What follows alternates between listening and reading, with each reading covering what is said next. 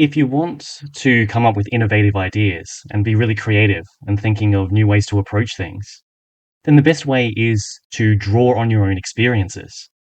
You have ideas and knowledge and observations, things that you've done, things that you've seen.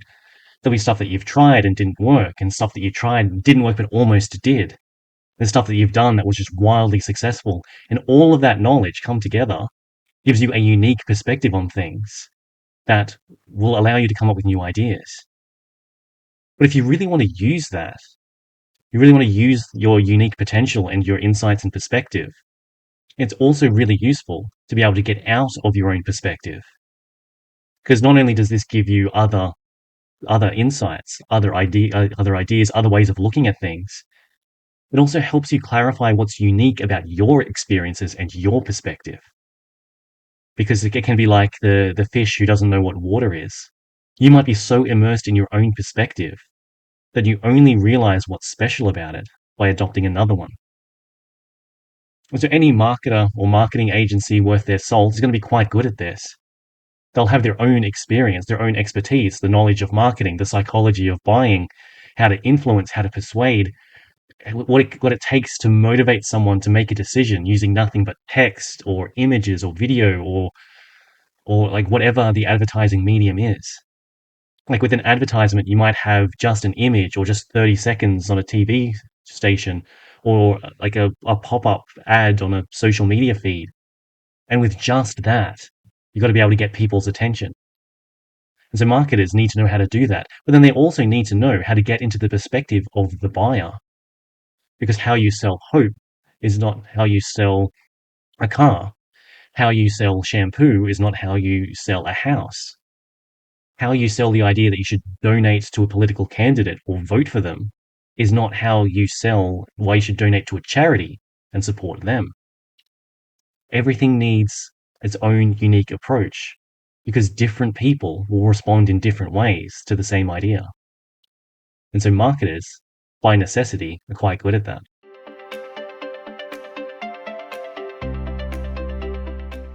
Now, a common thing that companies do, some marketing departments do this, some other companies do this, is the idea of the customer avatar. So they'll write down some details about the typical customer. They're this age, they're male or female, they've got this sort of income, they've got this sort of hobbies, this sort of professional experience, and gives you a bit of a package, like this profile of what like a typical buyer of the product might be.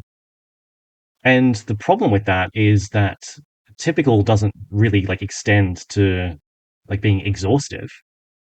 It's like if 55% of your customers are women, then that makes the typical customer a woman. But if you're neglecting the 45%, then you're leaving money on the table. And the other point is that two people can be demographically very similar, but be like radically different personalities, radically different buying strategies, decision-making strategies. So it can be very good at clarifying your thinking, giving you something to aim for and a perspective to shift into. But at the same time, there are some pretty fundamental limitations to this. After all, at the end of the day, if I was to write down a few demographic facts about you, your age, your height, your occupation, does that really sum you up? If I were to compare you to a dozen other people with the same statistics, are you all going to be the same?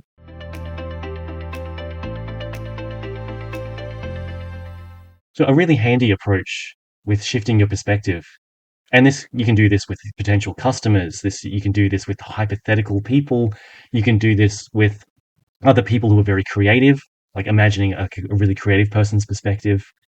You can do this like with all sorts of people.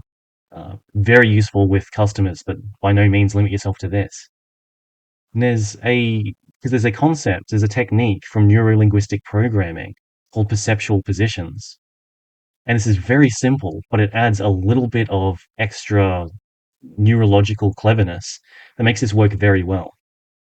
Because you can imagine that there's you and there's someone you want to get the perspective of. So let's say, just to keep it simple, they're a potential customer. If you're having a conversation with this person, you really want to know their perspective. Well, a very simple thing to do is to just imagine what it's like to be them. which can work, it can get you some stuff, but no, with perceptual positions, there's an extra little bit of magic to it that really makes it work. And so the trick is you imagine an observer of the two of you. So you're interacting with the customer is interacting with you. And you imagine while this is happening, there's a third person watching. And this person is paying attention to you, but is completely neutral. They're interested, but disinterested. So they're not bored, but they're also not invested in this conversation either way. It's like they're just observing to see what will happen because they're curious. They're observing as a scientist does, just making a note of anything that happens without getting too invested in one outcome or another. And the trick with this, to get a really nice perspective, that's a fresh one, that's not yours, is you imagine moving from your perspective to this neutral observer's and then into this other person, the potential customer. And what that does is that the neutral position is sort of like this mental cleanse. Because a really common thing is if you're trying to imagine yourself as someone else, you're seeing things through someone else's perspective, is you're still bringing your own stuff into it. You still got bits of your perspective that's muddying the waters. Whereas going through like a neutral observer like this helps to really just sort of like clean things out. And if you do it well, you'll have a much better perspective of what it's like to be them interacting with you. And then at the end, you go back the other way. You go from the potential customer to the neutral observer and then back into your perspective. And you'll often find that you notice things and you'll approach things differently. And part of that might be some of their good ideas. And part of that might be clarifying some of yours.